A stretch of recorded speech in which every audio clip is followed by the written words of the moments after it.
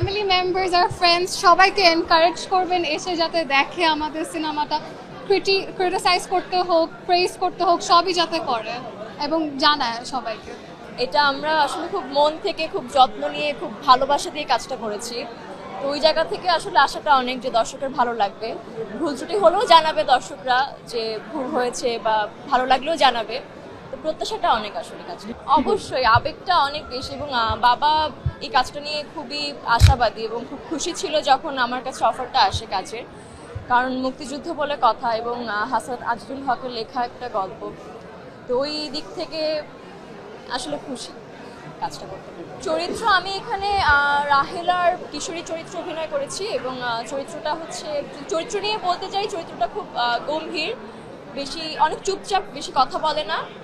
তো ওই দিক থেকে আসলে আমাকে কাজটা করতে হয়েছে। না, বাস্তবে আমি একদমই চুপচাপ না, আমি খুব চঞ্চল। হ্যাঁ, অবশ্যই সেদিক থেকে কঠিন হয়েছে, কারণ আমার এখানে খুব বেশি ডায়লগ ছিল না, পুরোটাই এক্সপ্রেশন এবং অ্যাক্টিভিটিসের উপরে ছিল। তো ওই দিক থেকে আসলে ক্যারেক্টারটাকে তুলে ধরা আমার জন্য একটু টাফ ছিল। এবং যদি চরিত্রের কথা বলি, আমাকে লেন্স পড়তে হয়েছে। তো আমার জীবনে প্রথম ওই টাইমে লেন্স পড়া, তো ওইটার জন্য দেখা যেত যে শর্ট দিতে অনেক কষ্ট হচ্ছিল আমার।